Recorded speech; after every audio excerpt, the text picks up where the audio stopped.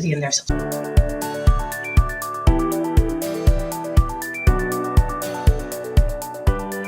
You're listening to the EY NextWave Private Equity Podcast. I'm Weena Brown, and I'm your host. ESG is top of mind for private equity executives right now. According to the 2022 EY Global Private Equity Survey, ESG is one of the top 4 strategic priorities listed by PE firms. In fact, 42% of the largest fund managers said they seriously consider ESG in their decision-making process, while a further 39% say they consider ESG issues seriously in certain risk areas. The data is clear. ESG is a top priority for firms. But the question remains, how can they effectively implement ESG strategies and principles across their portfolios?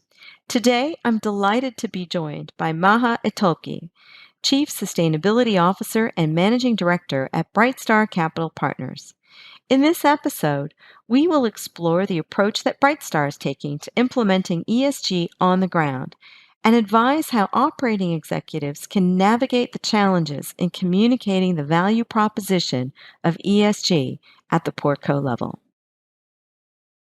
So Maha, how would you describe your approach to implementing Brightstar ESG priorities in your portfolio companies? Our approach is hands-on and operationally intensive with everything that we do. We really roll up our sleeves and we work very closely with our companies. We work with them and we partner with them in identifying transformative operational initiatives, as well as the levers we can pull to optimize their performance and the performance of the business and how they generate value over the long term. We do that both, for traditional, what would be considered operational considerations, as well as for ESG type factors. So when I think about that and I think about traditional private equity investment, the portfolio companies that you invest in would absolutely expect you to come in, roll up your sleeves, and focus on operational matters. But when we think about ESG and ESG being, relatively new, how have you found those reactions? I mean, have the companies kind of been really resistant, or have they been really open to the actions that you're trying to take in the portfolio companies to really drive ESG principles? When I think the stock answer here would be, everybody knows how important this is, and they welcome me with open arms, right? But the truth is much more nuanced, especially, but not only in the segment we operate, right? These are successful companies, small to medium-sized businesses, where the founders and management teams are really focused on the day-to-day of their business. So, we come in and we bring perspective, and we partner with the teams for them to understand why ESG factors can be important to their business. It's not easy, but it's how we go about working with them. It works well with our operational focus. And, just to really I'll give you an example, but also to put it in context, one of the considerations we have right now and that we're really assessing is this balance between being top down and entirely bottom up. And I think it can be a bit challenging, right? Like, we can go in and say, we want to collect all these metrics and kind of impose it on companies. But if they don't understand why they're doing it or why it's important to their business, it's going to be very difficult for us to make that meaningful. And, to be frank, we struggle a little bit with the pillar that seems to be most developed, which is kind of the environment pillar, because many of our companies don't have a huge impact on the environment, nor are they very affected by climate change. But still, we recognize it's important, so we're going to go about kind of developing that capacity and understanding.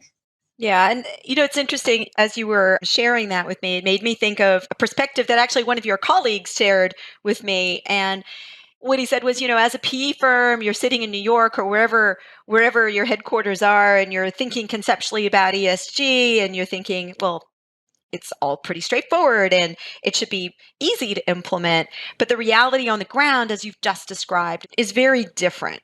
And so I'd love for you to kind of bring that to life for us and share with us some of the real challenges you felt with the portfolio companies. How do you bring to life the imperative around, using your example, climate change? What are some of the conversations you've had, and how have you brought them along on the journey?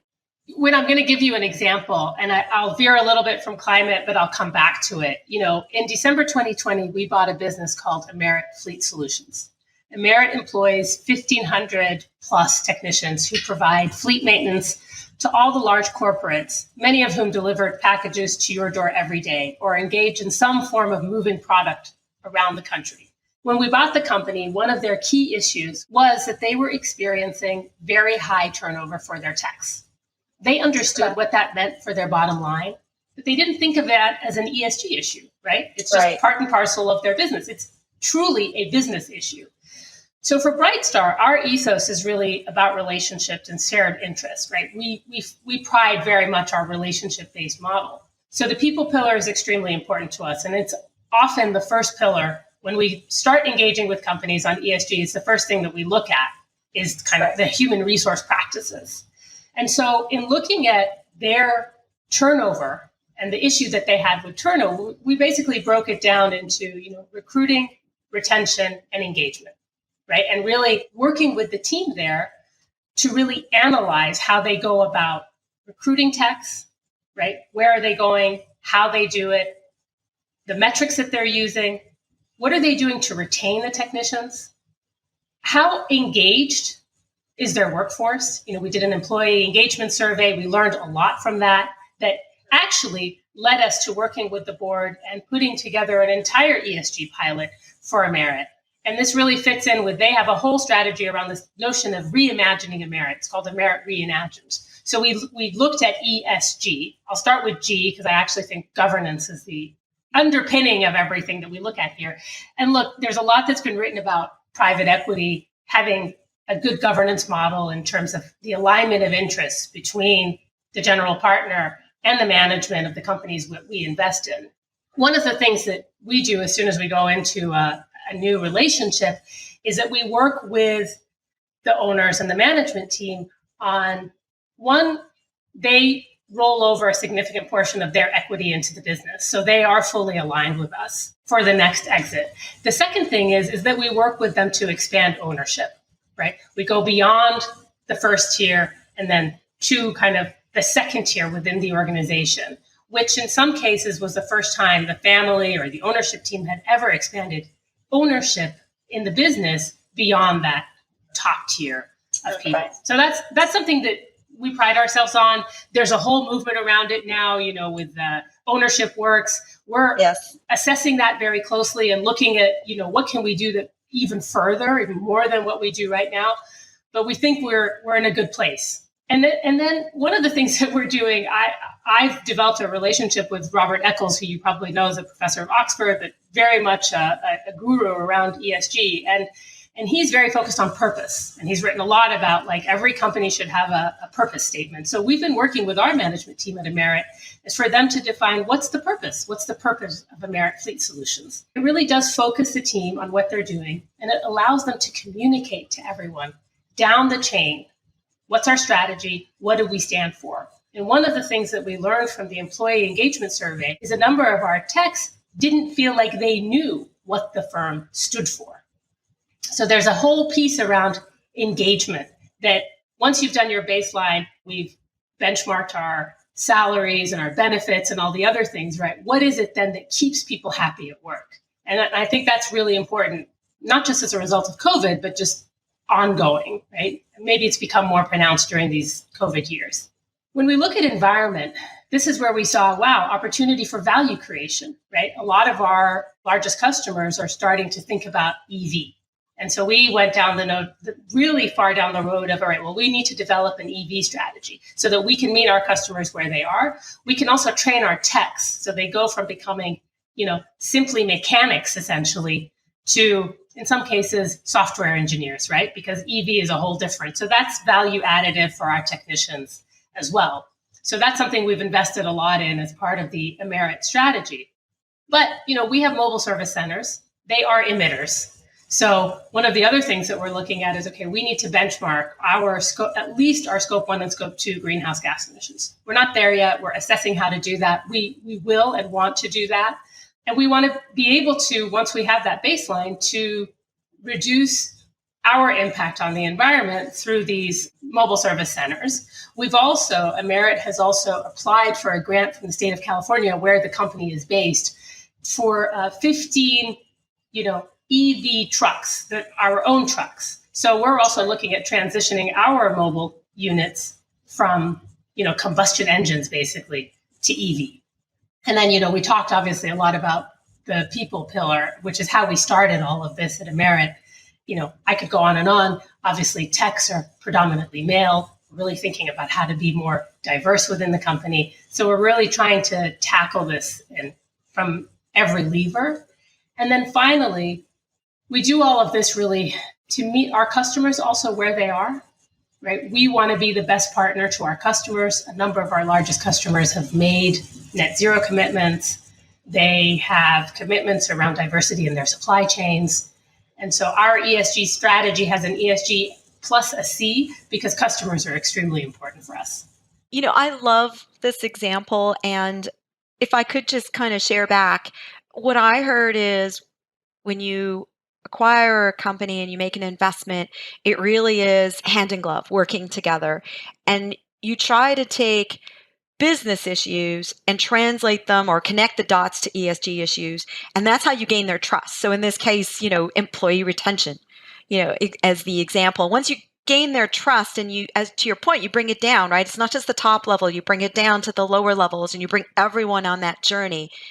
They can then see the value very easily of retaining the people, upskilling the people, and people start staying. So I find that really a clever, easy first step, if you will, to really bring everyone on the journey as you take the other steps. What I did find really interesting is how you've translated that to purpose, which I find there's a lot of people who talk about purpose, but this is a great example of how purpose can underpin the success of a company because it brings everyone within the company rowing in the same direction. And oftentimes when you talk about ESG, there's a lot of focus on the specific, DEI or carbon baselining. But what underpins everything about ESG is the purpose of the company. When you have that as that thread, it changes the conversation. It brings it to a whole new level. I love that example. Oh, Wynn, I really appreciate it. Look, there's a balance between value and values. Oftentimes people confuse the two. ESG is not entirely about values. In a lot of ways, it's about value. But of course, everything underpins your purpose, how you operate as a responsible business in a community. So there is some values notion in there. But you asked about kind of some of the challenges. And I think, reflecting upon that question, a number of the companies that we work with, for them, ESG isn't really a term that they're familiar with. It's not because they don't care or they're not active, or they're not even doing parts of it. It's just that it's not the construct, of how they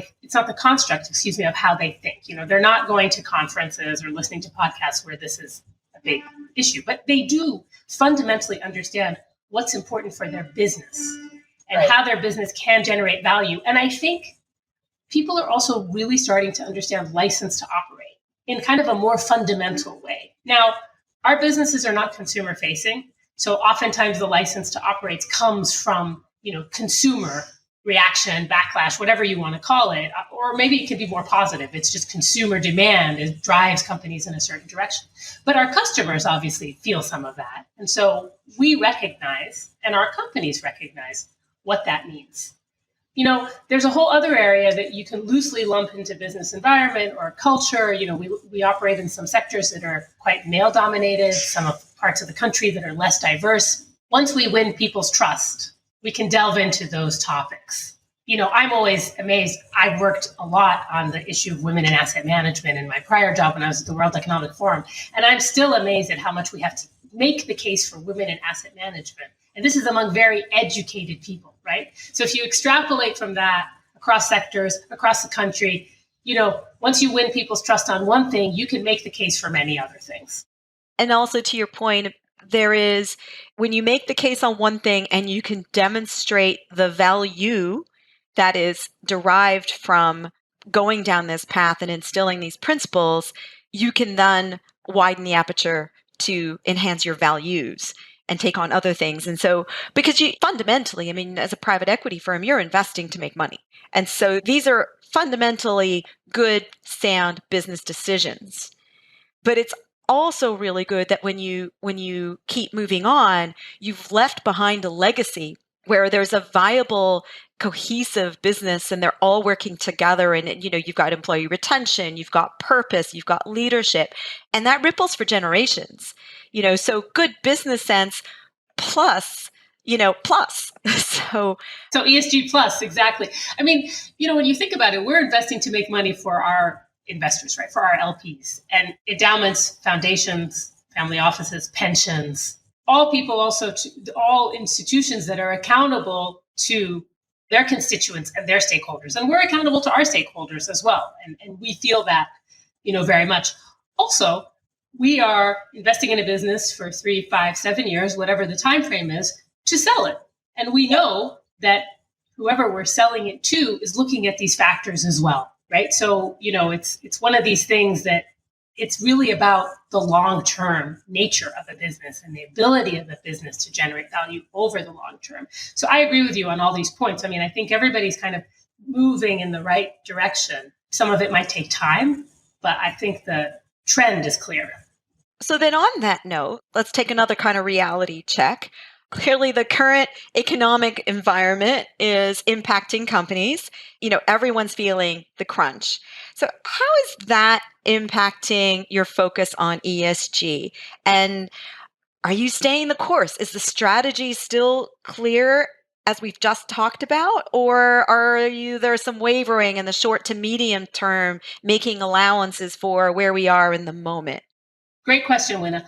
Look, we are lucky that we invest in companies. Again, we're in a space where, the business to business space where there may be a little less pressure, but we don't know. We don't have a crystal ball. We don't know what things are going to look like, 2, 4, 6, 12 months down the road.